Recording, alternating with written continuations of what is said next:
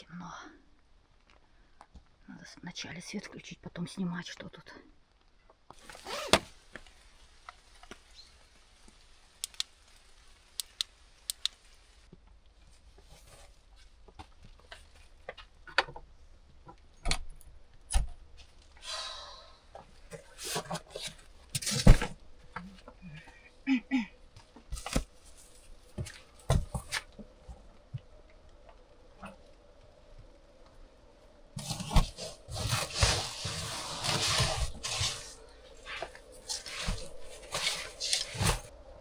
Ну что, малейший дождик, и я несусь в домик из камыша. А почему в малейший дождик? Да потому что, когда солнце, жара за плюс 30, здесь делать нечего. Здесь очень, как бы сказать, потно, комаринно, сухо. Да и топить камины в такую погоду жаркую не стоит. А вот когда дождик, самое то.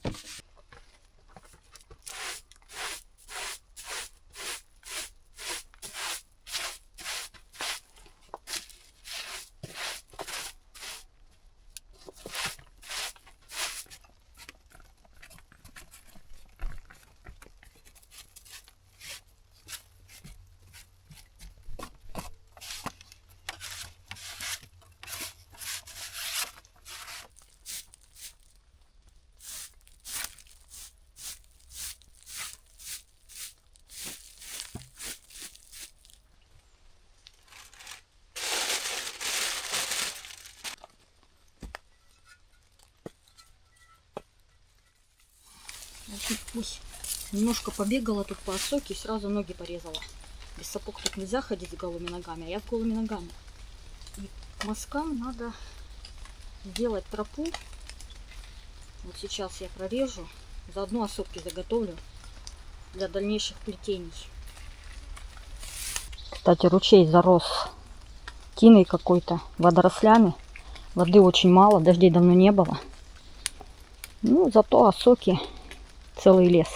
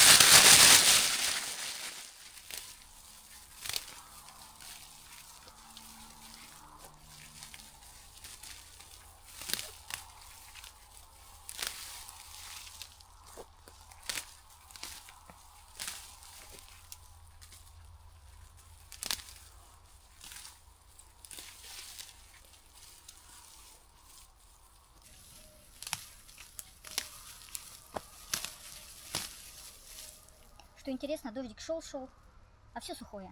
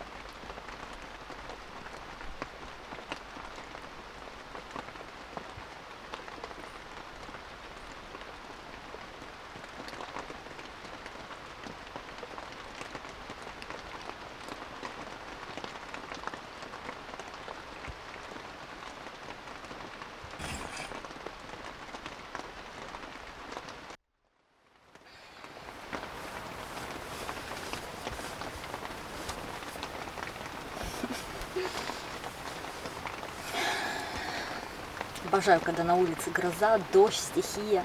Впрочем, я это говорила миллион раз уже. К сожалению, дождь в нашей местности нужно буквально ловить. Редко у нас бывают дожди, и очень редко бывают сильные дожди.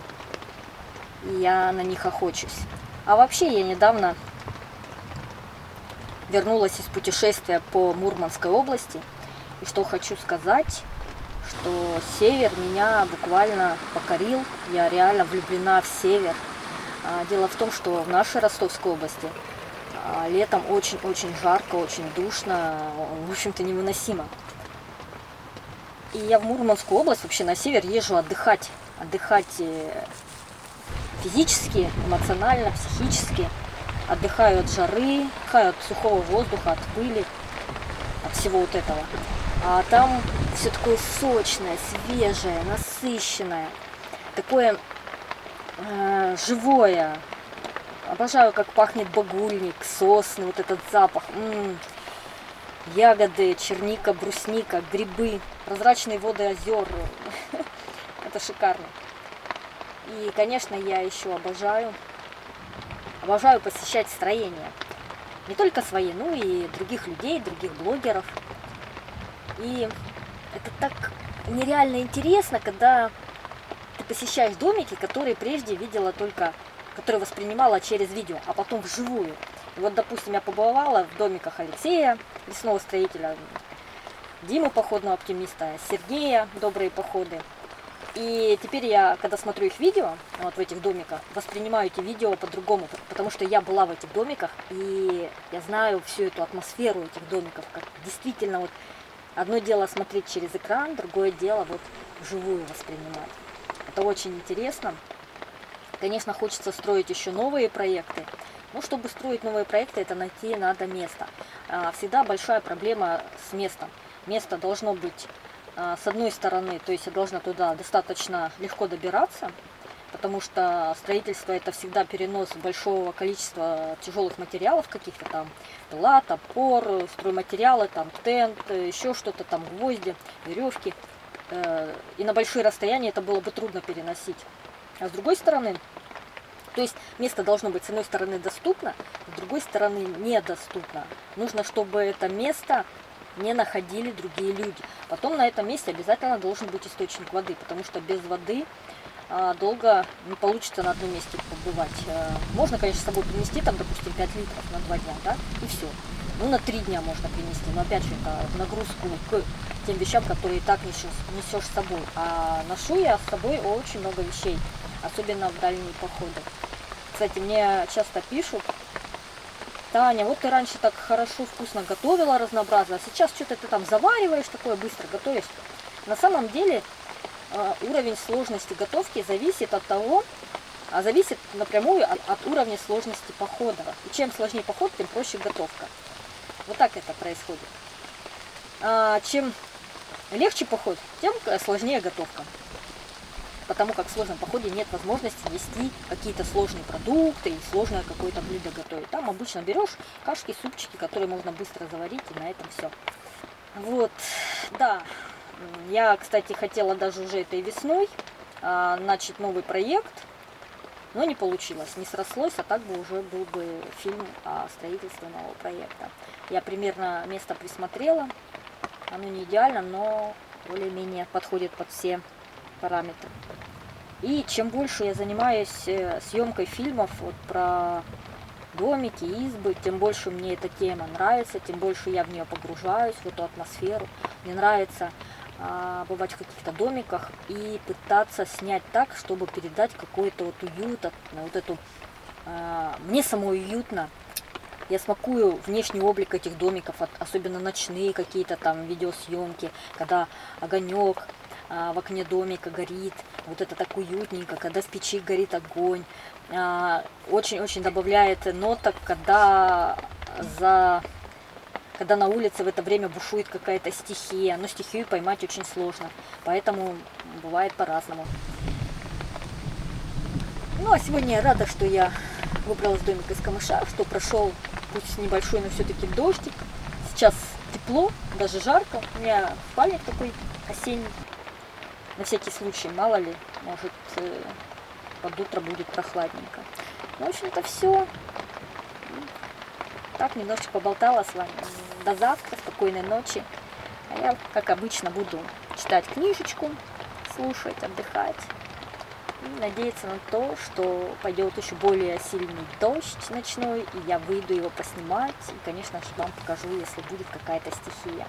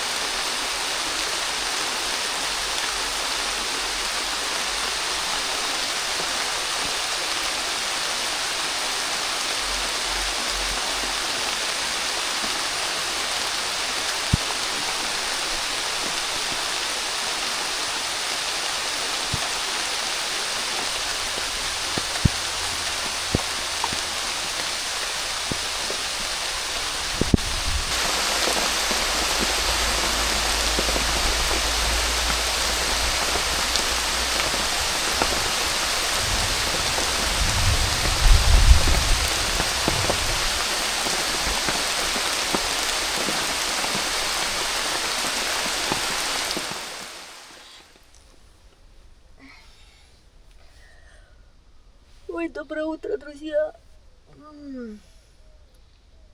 Какая славная была дождливая ночь. Лило, гремело, сверкало. Сейчас я вылезу.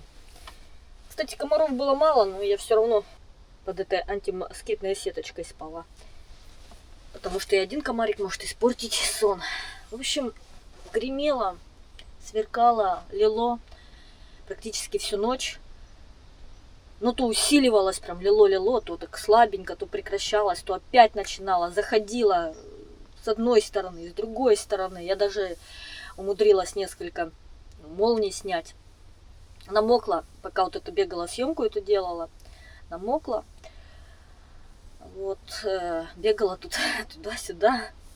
Все хотелось побольше дождя, а он как-то вот на видео нет вот этой стихии, не видно. Он дождь вроде как нормальный такой, но он мелкий, и его плохо на видео видно. Подсвечивала там фонариком. Еще не проснулась, только где-то без 29, и я такая еще сонная-сонная. Не хотелось на самом деле просыпаться. В